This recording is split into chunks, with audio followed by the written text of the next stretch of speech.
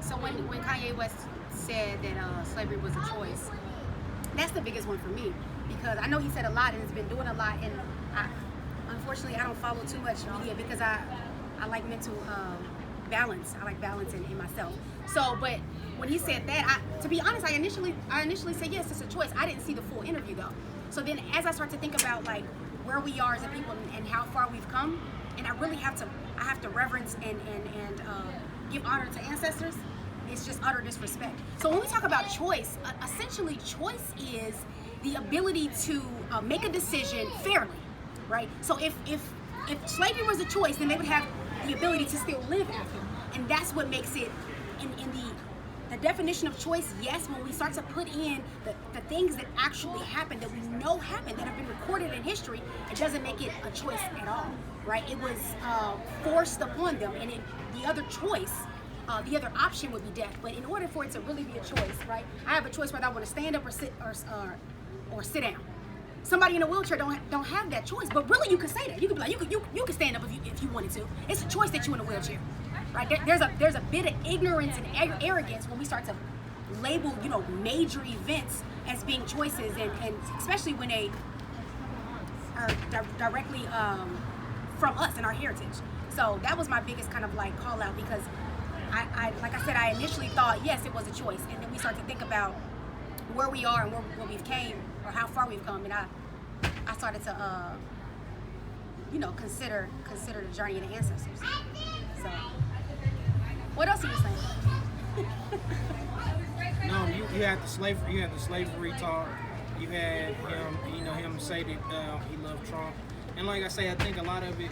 One, we have to realize that Kanye has been kind of MIA for a while. Right. He has 5 albums, that he's responsible for dropping within the next couple of months. His solo album, an album with him and Kid Cudi. He produced Tiana Taylor's album. He produced Nas' album. So we have to take a lot of this stuff with a grain of salt. Like, even though I do believe that he's closed off, he's in his own Kanye bubble where he doesn't see the effects of Trump's policies, especially when it comes to black people. But I watched the interview with him and Charlamagne the God, and he said that he disliked Obama because Obama called him an asshole, and he didn't apologize. And I'm thinking, like, are you that self-absorbed to think that the president, or now the ex-president, has to stop what he's doing to apologize for actions? The reason why he called you an asshole was because of your actions. It wasn't just something random. Yeah. So I think he been his own Kanye bubble, along with him having albums coming out, kind of gives him the opportunity to speak up and become the face of something. Because without controversy, what do you have? I think that's self-absorbed. That's exactly right. I agree wholeheartedly. This is the same man that was best friends with Jay-Z, or really close to Jay-Z. And Jay-Z and Beyonce didn't come to the wedding because they were going through and I was hurt. You know what I'm saying? And when you hear him talk about Jay-Z and Beyonce not coming to the wedding, it was a big deal. Like, we have to realize that we're people accepting people where they are. Like, that man was hurt because Jay-Z and Beyonce didn't come to that wedding. And for me, it's really not, for me in my reality, that wouldn't have been a big deal for me because of the circumstances and the stuff that they were going through. Like, he said it in their interview. They were going through XYZ. I was still hurt. Jay-Z didn't call when my wife's He said he didn't come. He didn't, and then he called, but he didn't come. But Kim had got like robbed or something. Right. He said Jay-Z didn't. He said no. He just said he didn't come. He said he didn't come. Oh, He called me, but he didn't come show his face. When Kim got robbed. When Kim got robbed. And he was. So and he was Jay's supposed to hop on a plane to where were they at? Paris? It does. I mean, Look, look, man. Like I say, when we start talking about somebody being self-absorbed, Right. he fits all the criteria. Plus, we already know he struggles with mental illness, and it's with some type of mental illness, and that may be one of those things where it's just like he can't see beyond himself because he already thinks he's the greatest. And we got, it's pretty much a lot of that documented with him, his feelings on his own self. He felt like he's the greatest, which is so ironic when he said that he got addicted to opioids because he got liposuction surgery to appease the paparazzi so they wouldn't call him fat. So he's a quandary, man. It's like you can't make excuses for Kanye because Kanye is who Kanye is. Do you feel like we made this? Like us as a people? Because we put people on pedestals. And this is my thing too with like pedestals. We put people on pedestals and we don't even know who the fuck they are. Right. This could have been this man all along. Like let's just go for it. Let's just say this was always Kanye, and basically what's happening is whatever is trending, he's jumping on it. Trump is trending and stuff. So this could have always been him, but because we get so excited and so invested, we have seen it. We've seen it with Taylor Swift. We've seen it. That's what I'm saying. I'm saying this is this we've seen other But we've instances. never seen where. Now I'm not talking about being self-absorbed. I think we can all collectively agree that this man is self-absorbed. I'm talking about his views. All right. So like, what if this was always him, all along? Well, it'd have been difficult to see that because he went from one moment saying that George Bush doesn't like black people to being there for Barack Obama early in his presidency to now being upset with Barack Obama and embracing Donald Trump because Donald Trump basically fits the mold on how he became who he is. So, But he's always been upset with Obama. No, he wasn't because he But said he said his in the mom. song. But he said his mom, him and his mom, even met with Obama before he announced his presidency. He said this is what he said in the Charlemagne interview. He said me and my mom went and met with Obama before when he was a senator. Before he became president, he said, I love Obama. He said, Obama told me I was his favorite artist. I think that's where that switch comes in at. Because Obama said I'm his favorite artist, but then a year later he says he calls me an asshole, but he still hasn't apologized for it. Bro, you can be an asshole. He can still be your favorite, you can still be his favorite artist. Right. He doesn't have to apologize for voicing his views. You don't have to apologize for voicing your views. You just got to deal with the repercussions. I'm pretty sure how Kanye West feels about Obama is not keeping Obama up at night. I think he got bigger things to worry about. Yeah. And that's just being secure, right? So I just hear like insecurity through all of that. That just makes my skin crawl. Insecurity, mental illness, and the fact that he got albums dropping makes everything he's doing right now a perfect storm of, BS. My thing is with the mental illness. I want to like watch when we label people, and that's for self too, because I've done that before.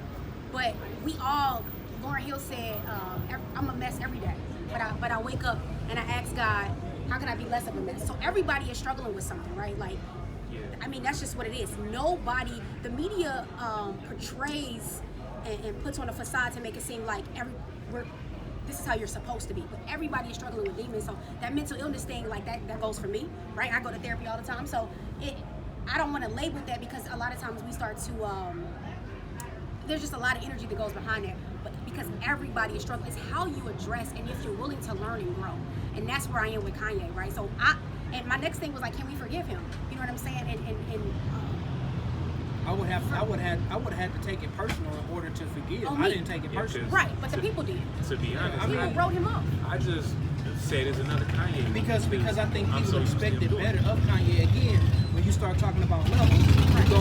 You go from George Bush to Barack Obama to now Trump, and it's like, how can you hate one president who you can argue that he didn't like black people, but you can definitely say that about Trump. Trump has not done anything beneficial to the black community except boast that he's dropped unemployment for the black community, and that's about it. So it's just one of those things. I didn't take nothing that I mean, of course, when I seen it, I was shocked, and I was like, that doesn't make any sense. But I personally didn't pay it much mind, and I'll let it be what it is. That's how I feel about Kanye West. I'll let him be what it is because everybody's not gonna have the same views. Someone said that the reason why he acts the way he acts from the Taylor Swift incident to now is because he's always worked on music. He's never taken a step back to grieve the loss of his mother, because he hasn't been the same person since his mother passed away. So they're saying what we're seeing now is everything's just colliding, and it could just be any moment where he could just crash and burn. I don't think that's gonna happen, but for someone, she died 10 years ago. I was told that you can grieve, you're gonna grieve a long time. I had an 8th grade teacher, her mother died 20 years before she had me in her class. She still grieved her mother's death. If Kanye's never grieved his mother's death, that's rough. Yeah, I don't think he's ever grieved it properly. So I don't know, because I don't know him. I don't know his processes. I don't know who he seeks out for help. I don't know. But I do know that when we talk about community, that's the thing that I don't see. And in the community, heals healers, right? And the healers heals community. Because I think that Kanye was a healer at first.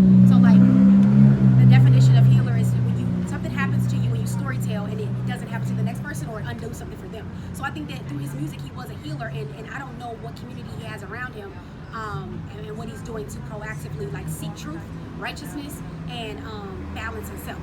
So I don't know if he's grieved. I think this is essentially it's all speculation, and it's just for conversation to make sure that not only are we taking the time to assess Kanye and the current temperature of the country, but we also look at ourselves and say, why am I so upset?